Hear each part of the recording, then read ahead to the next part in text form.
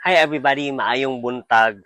Nalang ko ihatag nga tips sa mga ga-start og himo og content sama nako nga ga-work para dili mo mahutdan og content like ma-maintain na to ang kanang pag-post kada adlaw. Bahalag usa lang ka video kada adlaw basta ma-maintain lang nato nga makaposta kay lagi dili nato mapanindigan nga daghanon kay natong post samot na nag-start pa ta nya dili pa pasad ta monetize.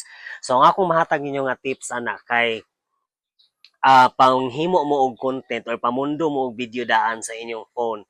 Like bahalag di sa ninyo ma-edit basta naka-take na mo daan og mga video para during your free time inyohan na siyang ma-edit para naa na mo'y na himo daan before pa mo mag-post kay kapoy man kayo na kung kano sa ta mag-post ay pa sa ta maghimo. It will take kanang so much time and maka-drain siyang energy because di pa taanad mo atubang sa kamera magkasinayo patag kadaghan parehan ako moabot pa og sobra ka 20 ka take ay ako makabuo og video. So I suggest na pag-take mo og mga video daan sa inyong phone para di mo mahutan og content. Unya ang nakanindot po diri sa Facebook kay bisan picture pwede ra sad ta mag-post og picture para ma-maintain nato ato ang kuan dashboard nga gina-maintain.